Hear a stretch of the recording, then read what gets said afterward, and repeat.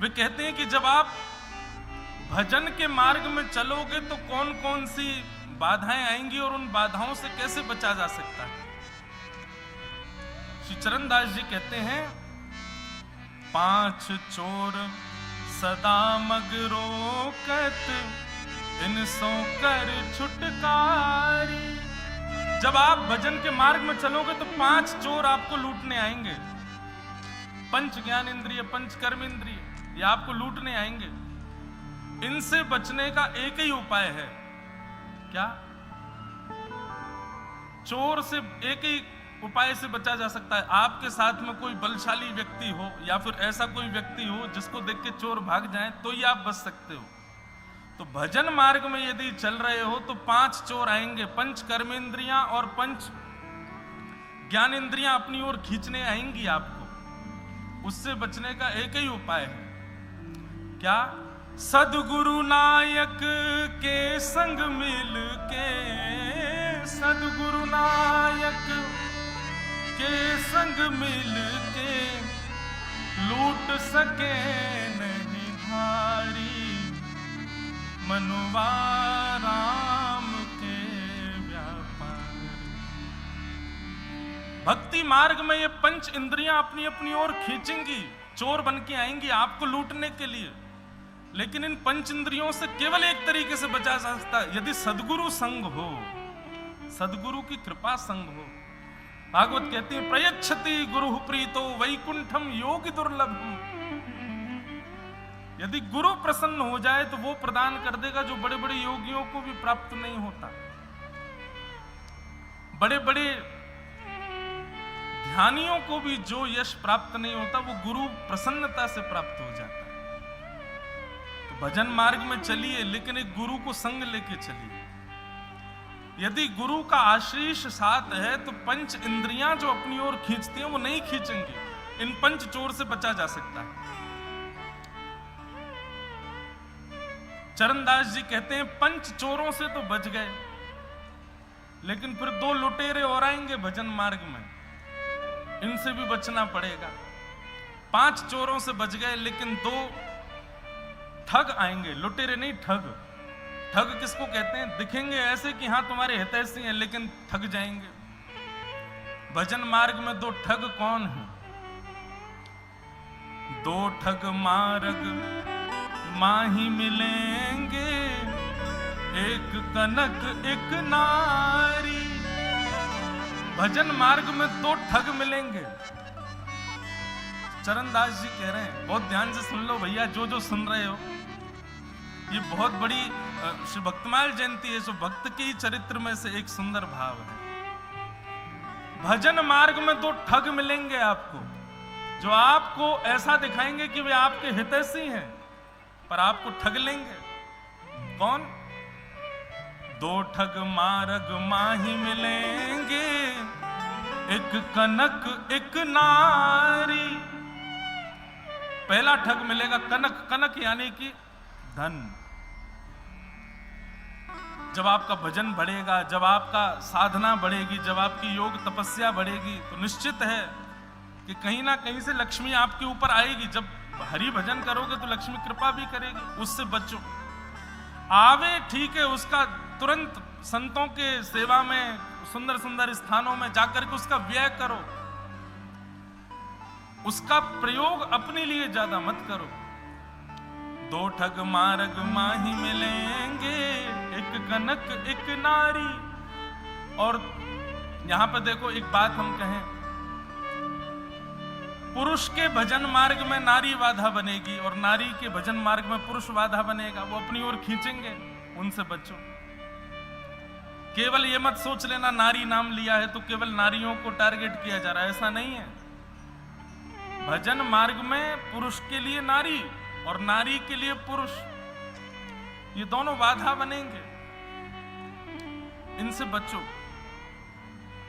सावधान हो पेच न खइयो, रहियो आप संभारी।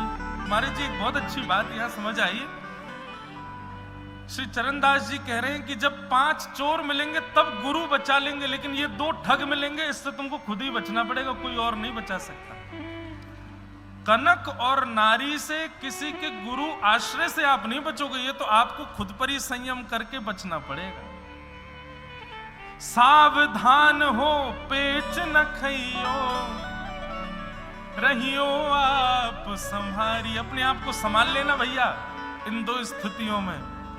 मनुवा राम के व्यापारी।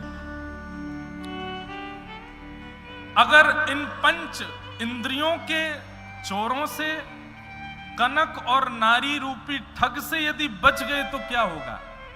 भजन चलता रहा। तब चरणदास जी कहते हैं, हरि के नगर में जहां पहुंचे गो, बेहो लाभ उपारी। चरणदास तो को समझावे, चरणदास तो को समझावे, ए मन बारंबारी। मनुवा राम के व्यापारी, मनुवा राम के व्यापारी। इसलिए भैया भागवत जी का प्रारंभ जन्म शब्द से हुआ। भागवत जी का विश्राम हरि परम हरि के चरणारविंदों में हुआ। लेकिन इस पूरे मार्ग में ये 7 भावों से आपको बचना है। पंच इंद्रियों के आकर्षण से, कनक और नर नारी से, इनके आकर्षण से यदि बच गए तो क्या होगा? हरि के नगर जा पहुंचे गो, पैहो लाभ उपारी। तुरंत हरि के नगर में पहुंच जाओगे, ठाकुर जी की सन्निधि में पहुंच जाओगे, भगवत कृपा हो जाएगी। श्रीमद् भागवत जी बंधुओं, महाराज जी भागवत जी क्या है? जैसे आजकल आपको तो जरूरत नहीं पड़ती, लेकिन कई लोग जब कहीं जाते हैं तो फोन में डाल लेते हैं। जैसे छतरपुर से वृंदावन तो डाल लेंगे गूगल मैप में, वो रास्ता बता देते हैं, यहां से निकल जाओ, कम भीड़ मिलेगी, जाम कम मिलेगा, ऐसे जाओगे तो समय ज्यादा लगेगा, आदि। ठीक वैसे ही जीवन रूपी मार्ग को पार करने के लिए श्रीमद् भागवत जी नेविगेशन है। अगर इनके बताए हुए पथ को अपना लिया, चलो इसी बहाने से ही महाराज जी ताली बजाते हैं, आप सुन तो लेते हो इसी बहाने से ही। लेकिन ये बहुत सुंदर बात है, भागवत जी क्या है? पथ प्रदर्शक। आपको पथ दिखाएंगे, ऐसे जाना है, ऐसे रुकना है, यहां वेग लगाना है, यहां तेजी से चलना है, आगे ब्रेकर आ रहा है, थोड़ा उछल के चलना है, संभल के चलना है। ये सारे मार्ग पर आने वाली व्यवस्थाओं को व्यवस्थित करते हैं भागवत जी। और यदि कोई भागवत आश्रित हो जाए और मार्ग पर चलने लग जाए तो निश्चित है भागवत जी का जो अंतिम श्लोक है वो पूर्ण होगा। हरिम परम हरि के चरणारविंद प्राप्त होंगे ही होंगे, निश्चित प्राप्त होंगे। ऐसी भागवत जी की मधुर प्रारंभिक हुआ जन्माद्यस्य तोन्वयादितरतः प्रथम श्लोक में भगवान के अनेक अर्थ किए गए हैं वैष्णवों के द्वारा। श्रीमद् भागवत जी के द्वितीय श्लोक में 4 बातें बताई: विषय, अधिकारी, संबंध और प्रयोजन। धर्म प्रोजित कैतवोत्र परमो निर्मत्सराणां सतां वैद्यं वास्तवमत्र वस्तु शिवदं तापत्रयोन्मूलनम्। श्रीमद्भागवते महामुनि कृते किं वा परेरीश्वरः सद्यो हृद्यवरुध्यते त्रिकृतिभिः शुश्रूषुभिस्तत्क्षणात्। सबसे पहली बात, भागवत जी का विषय क्या है? तो धर्म प्रोजित कई तवोत्र परमो, सुनने वाले के चित्त में परम धर्म का प्रादुर्भाव करना, यह भागवत का विषय है।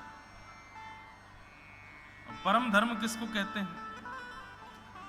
जहां परोपकार की भावना है, दूसरों के हित की भावना है, उसको परम धर्म कहते हैं। जहां अपने और अपनों की हित की भावना, वो धर्म है, लेकिन जहां सबके हित की भावना, वही परम धर्म।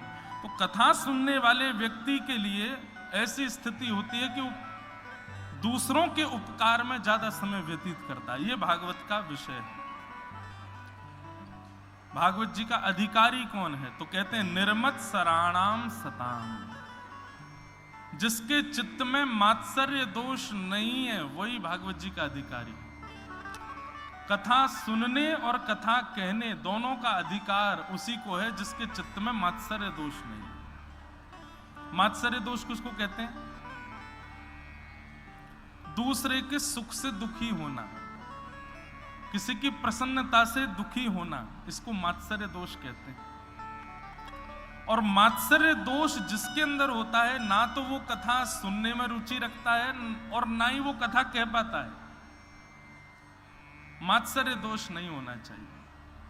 सबके सुख में प्रसन्न रहे, सबके आनंद में आनंदित रहे, ऐसा स्वभाव जिसका हो, उसी को कथा सुनने और कहने का अधिकार है। मात्सर्य